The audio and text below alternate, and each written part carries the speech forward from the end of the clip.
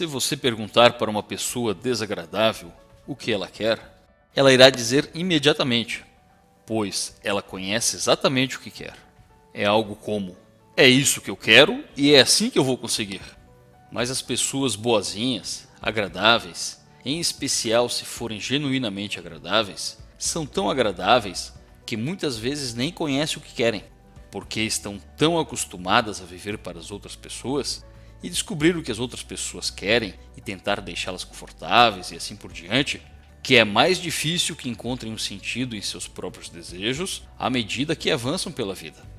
Evidente em que há situações que isso é vantajoso, mas certamente não é vantajoso se você procura construir sua própria carreira.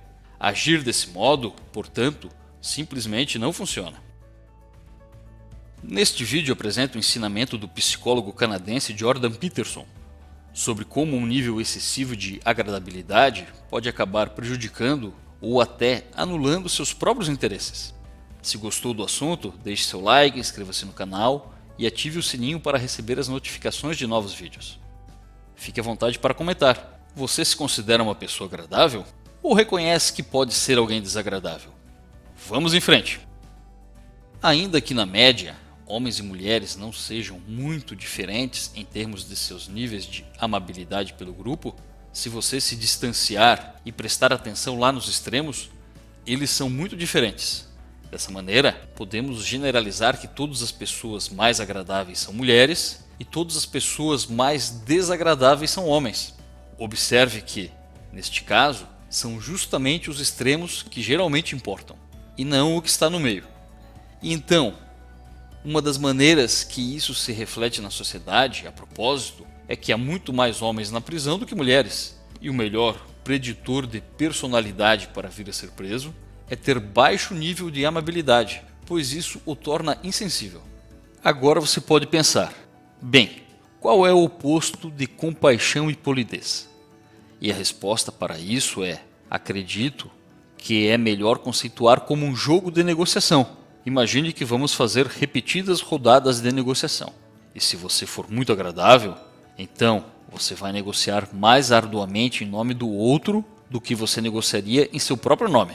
Considerando que se você for desagradável, você fará o contrário. Você pensa, estou neste jogo de troca para mim. Então você vai cuidar de seu próprio interesse. Onde uma pessoa agradável diz, não, na melhor das hipóteses, isto é, na pior das hipóteses, isso tem que ser 50 por 50. Mas eu gostaria de ajudá-lo de todas as maneiras que eu puder. Uma das coisas que você precisa ter cuidado, se estiver de acordo na negociação, é que você não deve ser explorado. Porque neste caso, você vai fazer fila para ser explorado. E eu entendo que a razão para isso é porque você está programado para ser explorado por crianças. Bom, isso simplesmente não funciona muito bem na interação entre adultos. E uma das coisas que acontece com muita frequência na psicoterapia, veja que as pessoas procuram psicoterapia por diversas razões, mas uma delas, e que ocorre com frequência, é por serem demasiadamente agradáveis. E assim, o que elas recebem é o chamado treinamento de assertividade. Embora não seja exatamente a assertividade que esteja sendo treinada, mas a capacidade de aprender a negociar em seu próprio nome. E uma das coisas que digo às pessoas agradáveis, principalmente se forem conscienciosas, é: diga o que você pensa e diga a verdade sobre o que você pensa. Haverá coisas que você achará que são desagradáveis e duras, e provavelmente são desagradáveis e duras, mas provavelmente são também verdadeiras, e você precisa trazer isso à tona e entregar a mensagem. E não é nada fácil, porque pessoas agradáveis não gostam de conflito, de jeito nenhum. Elas preferem apaziguar o ambiente, suavizar a barra. Isso acontece de acordo com uma hipótese que venho apresentando, pois você não quer conflito em torno das crianças. É muito perigoso. Você não quer que as brigas comecem. Você não quer que nada perturbe a paz relativa. E, se você também é mais propenso a se machucar, fisicamente e talvez emocionalmente, você também talvez relute em se envolver no tipo de conflito de alta intensidade, no conflito que resolve problemas a curto prazo, pois é preciso um conflito intenso para resolver problemas no curto prazo. E você sabe, se isso pode escalar para um nível em que é perigoso, que pode ficar fora de controle, pode ser mais seguro a curto prazo não agitar as coisas e não mergulhar nas situações em que o conflito emerge. O problema com isso é que não é uma estratégia de médio a longo prazo muito boa, certo? Porque muitas vezes há coisas sobre as quais você tem que falar, porque esses problemas não vão embora. E a vantagem de ser uma pessoa desagradável, bem socializada, é que ela realmente não deixa muita coisa atrapalhar seu caminho. Então, se você conseguir socializar uma pessoa que é desagradável, essa criança pode se tornar uma pessoa e tanto, porque elas são muito proativas em sua natureza e são muito difíceis de serem paradas. Mas se você não tiver sucesso, grosso modo, em domesticá-las quando elas têm até 4 anos de idade, elas serão rejeitadas. E isso é um grande problema, porque seu trabalho como pai é tornar seu filho socialmente desejável aos 4 anos de idade. Você deve queimar pestana para isso acontecer, porque as pessoas não querem nem saber. Esse é o seu trabalho. E aqui está o porquê. É fácil, se você pensar cuidadosamente. Então, imagine que você tem uma criança de 3 anos, logo no meio desse período inicial de socialização, e você sai com essa criança em público. Ok, o que você quer para a criança? Você quer que a criança seja capaz de interagir com as outras crianças e adultos, de forma que as outras crianças sejam acolhedoras, sorriam e queiram brincar com ela. Dessa forma, os adultos também ficam felizes em interagir com a criança e irão tratá-la adequadamente. E se seu filho é um monstrinho horrível porque você tem medo de discipliná-lo, ou você não sabe como fazer isso corretamente? Então, o que irá acontecer com essa criança? Ele não irá experimentar nada além de rejeição de outras crianças, além de sorrisos falsos de outros pais e adultos. E é assim que você está jogando a criança em um mundo no qual cada rosto que ela enxerga é hostil ou mentiroso. E isso não é algo que vai ser particularmente propício para a saúde mental ou bem-estar do seu filho. Se seu filho pode aprender algumas regras simples de comportamento, como não interrompa os adultos quando eles estão falando, preste atenção no que está fazendo e tente não bater mais na cabeça das outras crianças com o caminhão, ele então aprenderá a compartilhar e jogar corretamente. E assim, quando encontrarem outras crianças, elas irão experimentar algumas pequenas rotinas de brincadeira juntas. E isso vai correr bem. Logo podem sair e socializar um com os outros pelo resto de suas vidas. Porque é isso que acontece. É isso a partir dos 4 anos. A socialização primária das crianças ocorre entre outras crianças. E se elas não ingressarem cedo nessa espiral progressiva de desenvolvimento, elas serão abandonadas. E você pode imaginar como isso é terrível, pois uma criança de 4 anos até pode brincar com outra de 4 anos que tem comportamento de 2 anos. Mas uma criança de 5 anos certamente não vai brincar com uma criança de 5 anos que tem comportamento de 2 anos, porque a diferença está começando a ficar inacreditavelmente grande. E assim as crianças começam a ficar abandonadas. Seus colegas os deixam para trás. E então, essas crianças ficam alienadas e fora do grupo de pares pelo resto da vida. Esses são os que crescem para ser antissociais pelo resto da vida. Eles já são agressivos. E isso não é tudo. Agora, o que acontece com meninos normais, grosso modo? Imagine que tipos agressivos de 2 anos de idade sejam socializados, de modo que seu nível de agressividade diminua. Então, eles atingem a puberdade e a testosterona entra em ação e bum! Os níveis de agressão voltam a subir. E é por isso que os homens viram criminosos entre as idades aproximadamente de 16 a 25 anos. Então, quando combinamos isso com a curva de criatividade, é algo muito legal. Se você observar o pico de criatividade dos homens, também está entre os 16 e 25 anos. A criminalidade combina com isso perfeitamente. Isso é muito interessante. Dessa forma, os níveis de testosterona elevam o nível médio de agressão entre os homens. É mais domínio do que agressão, na verdade. e a testosterona não é, de forma alguma, de todo ruim. O nível começa a diminuir por volta dos 25 ou 26 anos, que geralmente é quando os homens param de ficar acordados até tarde da noite, param de beber tanto e começam a desenvolver uma carreira em tempo integral e assumem encargos, responsabilidades e oportunidades que estão associados a uma parceria de longo prazo e a família. Esse é o desenvolvimento do que eu chamaria de agressão predatória.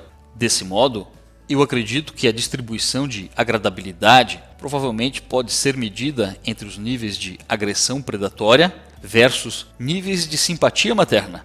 E se você olhar para outros mamíferos, que são predadores, por quê? Nós somos tão predadores quanto os animais que possuem garras e presas. Se você olhar para outros animais, como ursos, verá que o urso macho não tem absolutamente nada a ver com a criação dos bebês. Na verdade, as ursas preferem manter o macho longe, porque ele provavelmente matará os bebês e talvez até os devoraria. Assim, não há qualquer nível de simpatia materna em predadores mamíferos machos solitários. É muito útil investigar os pontos de vista de pessoas que têm opiniões opostas às suas, porque eles vão te dizer coisas. Não só vão te dizer coisas que você não sabe, eles também lhe dirão como ver o mundo de maneiras que você não o vê. E eles também terão habilidades que você não tem, que você poderia desenvolver. Por exemplo, se você é uma pessoa introvertida, é muito útil observar uma pessoa extrovertida, porque a pessoa extrovertida tem maneiras de estar no mundo social que não são naturais para você. E isso você pode usar para melhorar seu kit de ferramentas. E se você é desagradável? Uma das melhores coisas a se fazer com pessoas desagradáveis, especialmente se isso for as alienar de outras pessoas, bom, veja que as pessoas te tratam como se você fosse um egoísta, arrogante, filho da... deixa pra lá. Talvez seja porque você é. É como, ok, então, o que você faz sobre isso? Um dos tratamentos mais promissores, digamos assim, é fazer com que a pessoa faça algo para outra pessoa, uma vez por dia, apenas como uma prática, e aprenda como fazer isso. Talvez você possa acordar o circuito, entende? Se você acha que isso está adormecido em você, provavelmente está certo. Você sabe, eu entendo que temos uma gama muito ampla de propensões dentro de nós. Algumas estão ligadas, propensões genéticas, algumas estão desligadas, mas acho que se você se colocar na situação certa ou fizer os exercícios certos, você também pode ativar algumas dessas outras coisas. Mas é preciso trabalho, dedicação e disciplina também. Eu diria, de um modo geral, se você quer se adaptar adequadamente à vida, você deve encontrar um nicho no ambiente que corresponda ao seu temperamento. Você não deve trabalhar com propósitos opostos ao seu temperamento, porque é muito difícil. Mas tendo feito isso, você deve trabalhar em desenvolver as habilidades e pontos de vista que existem no espaço oposto à sua personalidade. Porque é nisso aí que você é fundamentalmente subdesenvolvido. Agora, você pode estender a sua capacidade temperamental em uma faixa mais ampla. E para mim, isso é mais ou menos equivalente a trazer um kit de ferramentas mais rico para cada situação. Sabe? Se você é hiperextrovertido, provavelmente deveria aprender a calar a boca nas festas de vez em quando e apenas ouvir, só para ver o que está acontecendo, para ver se você consegue lidar com isso. E se você é introvertido, bem, então você deveria aprender a falar em público e aprender como ir a festas sem se esconder num canto e não dizer nada para ninguém. E se você é agradável, então você precisa aprender a ser desagradável, para que as pessoas não possam pressioná-lo. E se você é desagradável, você precisa aprender a ser agradável. Então, você não será um malvado miserável. Veja que isso também se aplica até mesmo no domínio da conscienciosidade. Se você for muito consciencioso, você precisa aprender a relaxar e deixar as coisas fluírem um pouco da sua própria forma e no seu tempo. E se ao contrário, você for inconsciencioso, é hora de... pegue a agenda do Google, cara, e comece a programar o seu dia, certo? E bater na parte de trás da cabeça com uma vara até que você esteja disciplinado o suficiente para que você possa realmente se ater a algo por algum tempo e não vivendo na imundície. Algo que caracterizaria alguém que é muito desordenado, por exemplo, porque eles simplesmente não percebem, não os incomoda a desordem. É como talvez eles possam ver, mas não tem qualquer valor emocional. Por isso, não tem qualquer significado motivacional. Agora, outra coisa que você pode querer pensar também, se estiver escolhendo um parceiro, é: tente não escolher alguém que está muito distante de você nas variáveis temperamentais, porque você vai ter dificuldades em preencher a lacuna, sabe? É muito difícil para uma pessoa introvertida e uma pessoa extrovertida coexistirem. E é muito difícil para uma pessoa ordenada e uma pessoa desordenada coexistirem também, porque eles vão enlouquecer um ao outro. Algumas perguntas que se fazem são tipo: por que você não atende? Por que você dá tanta atenção para isso? Esse é o argumento básico. É útil saber sobre o seu temperamento para que você possa negociar um espaço com seu parceiro e vice-versa também. E não acho que você deva tentar encontrar alguém que seja exatamente igual a você, porque então você não tem os benefícios do ponto de vista alternativo, mas você tem que prestar atenção, porque você pode encontrar diferenças irreconciliáveis de vários tipos. Eu vi isso mais particularmente entre os casais que são alto e baixo em transparência. Isso é difícil. E também alto e baixo em conscienciosidade, porque eles simplesmente não conseguem ver como a outra pessoa vê o mundo. Ajude esse conteúdo a alcançar mais pessoas. Compartilhe com alguém ou grupo que seja importante para você. Fique bem, até a próxima!